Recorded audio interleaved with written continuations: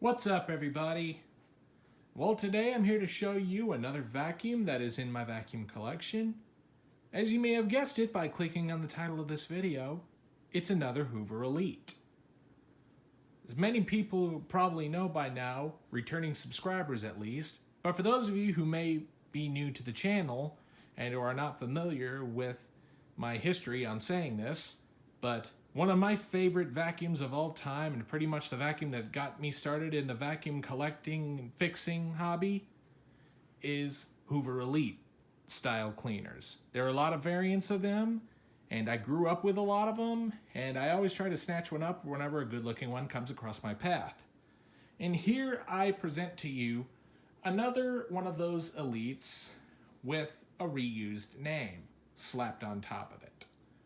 What I have for your viewing pleasure today is a Hoover Futura. Now, this is actually another example of the Futura name put on an Elite-based cleaner. This is one of the lower end models that was based off the traditional hard bag and T-shaped hood Hoover Elite platform. This is one of 3 known variants of the Futura on the Elite platform. I do have another one that I also have made a video of that was the Dimension style. Link to the video of that vacuum in the description box of this video. But there is another variant of the Futura that was green, and it was based off the Hoover Legacy, which that one I'm definitely after because I love the green color of it, and in fact I love the fact that it's a legacy-based machine. I don't have too many of those in my collection. But now I have pretty much this one, which is very similar to my Hardbag Encore Supreme, which is a little bit older than this one, but it's for the most part the same design with the hard bag and the T-shaped hood and the fact that it has the lower end style wraparound hose and tools. So how I ended up getting this one was I actually bought this on eBay from a seller that surprisingly was 3 hours away from me. And I checked the listing, and pretty much the town that this thing was listed in, 3 hours of a drive from me. So yeah, I could have totally did local pickup, the local pickup option for buying this, but I decided, you know what, it's gonna, even after I buy it and then when they ship it out, it's going to take about half a week for it to get there. But however, when this thing showed up, it unfortunately was a victim of poor packaging. And it also demonstrated in the poor packaging job how vulnerable and brittle the plastics on these Elites can tend to be as they age. Because when I got this, the power switch rod was broken. In fact, I actually have the original switch rod as it is right here that was damaged in shipment. This is the piece right down here that connects down into the rocker switch inside the motor. It's literally broke off at the end right here. So yeah, this thing would need a replacement, but luckily I was able to source one on eBay, and people know by now parts for these Elite-based cleaners are getting more and more hard to find. I mean, the only thing that's easy to find for these nowadays are bags and belts. But that's pretty much it. So, other than that little issue, the vacuum arrived in pretty good shape. So let's give a walkthrough of it. So this one, obviously being the lower end of the Elite, it has your typical standard style handle at the top. But this one, like I said, also being a low end, it does come with what I like to call the wraparound hose. See how it connects from the back, wraps around the top, and then gets connected on the other side right there, which was a thing for low-end Elite models. And also the hose material, in my opinion, was kind of a little bit on the cheap side. They started getting cheaper with the build quality of these Elites over the years, because I do remember the hose on this actually used to be like some kind of light brown color that almost looked more aesthetically pleasing. You have your little connection right here that attaches in the bottom down there. I'll go through that later in the video.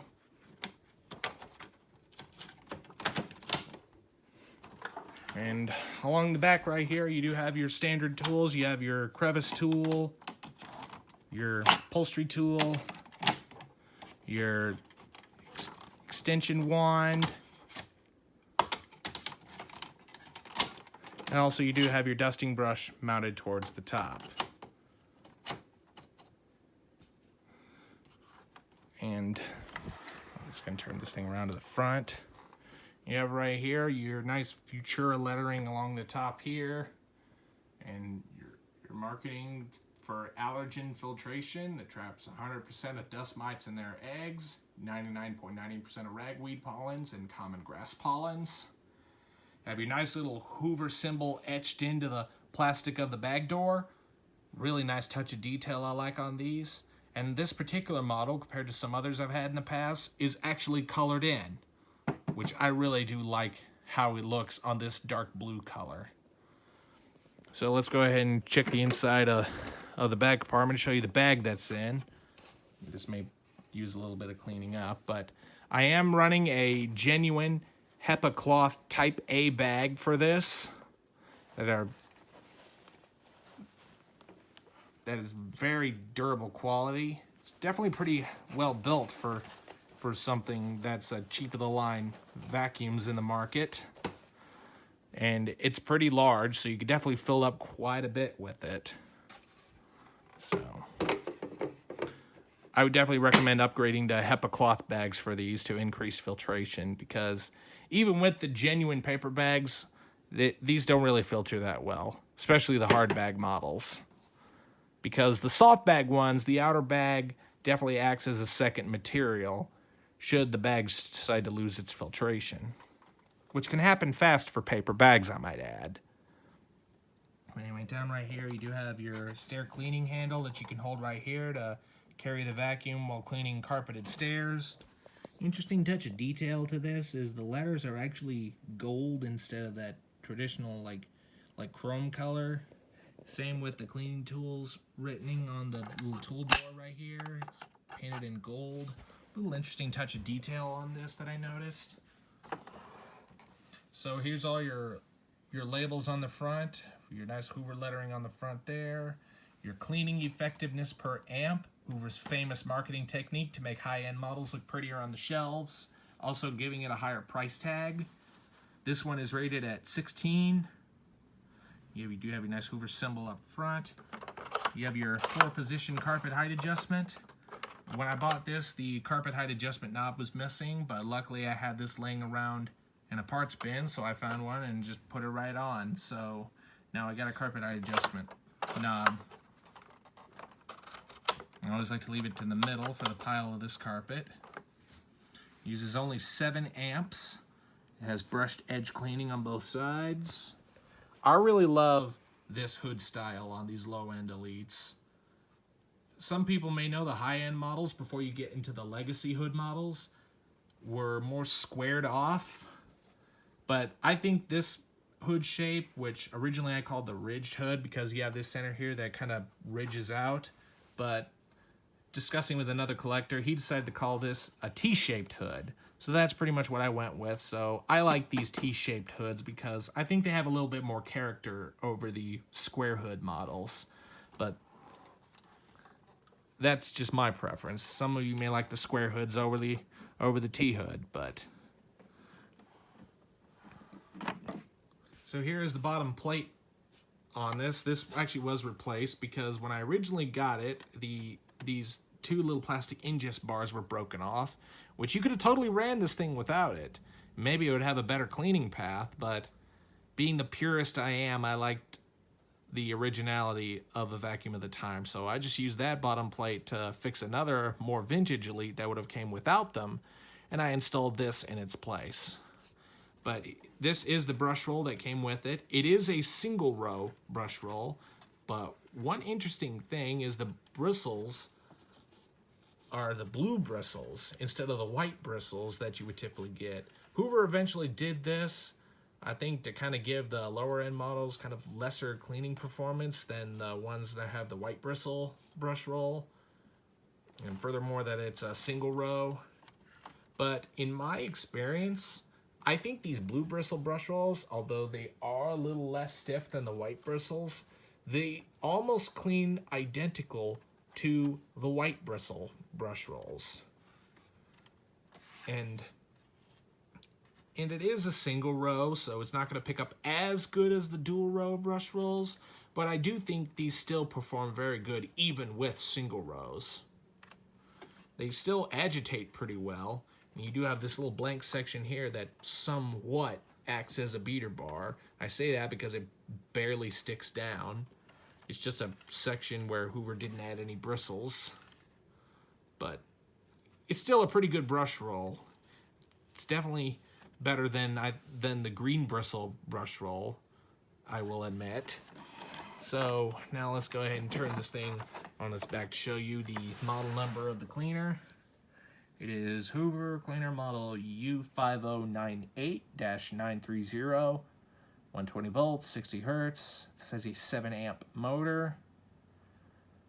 Here's your belt type, 38528-047, now known as 38528-040. Same belt, but just different part number. It's Series B 7.0 amp. And it's a bag type A. And to serial date these old Hoovers, the first 2 digits will decode the month of manufacturing, and the 3rd and 4th digit will decode the year. So this vacuum was made in 10 of 99, so this was made in October of 1999, which at the time, this is when the wind tunnels were still new to the market for Hoover.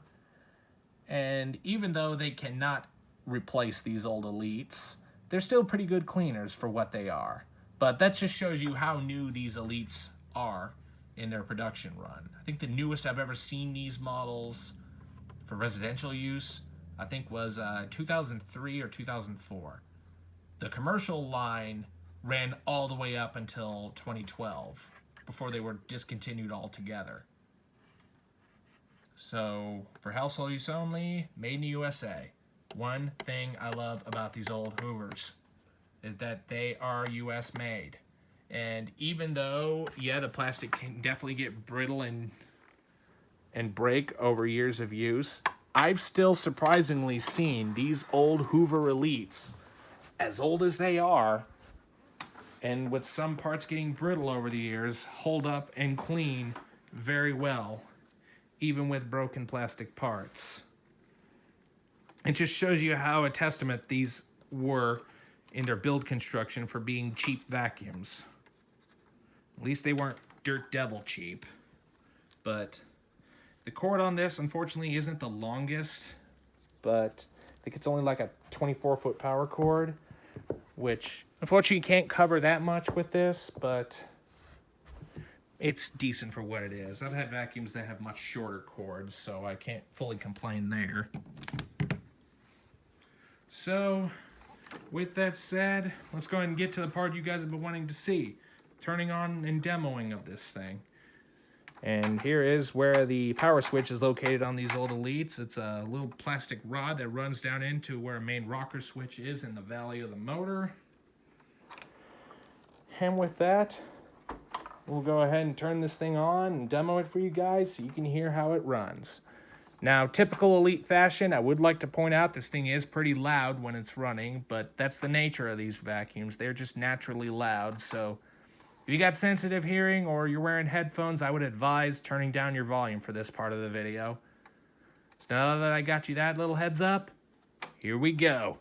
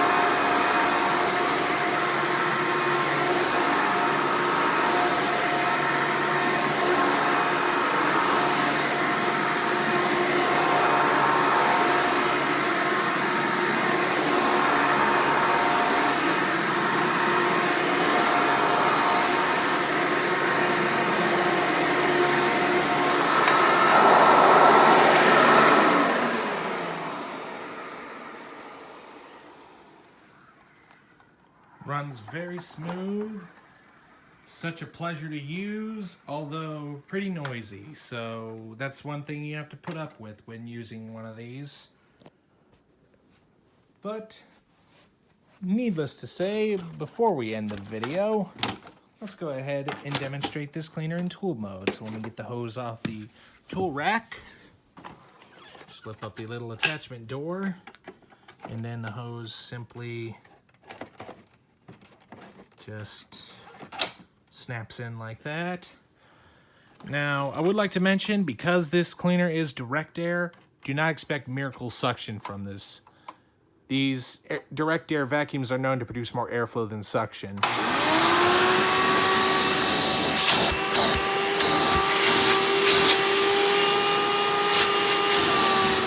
But it's pretty respectable for what it is. I would go as so much to say that I believe the models that have the wraparound hose are the ones with the best tool suction. Mostly because the wraparound hoses, for whatever reason, are a lot more wider than the ones with the side mount attachments. But for now, dusting brush.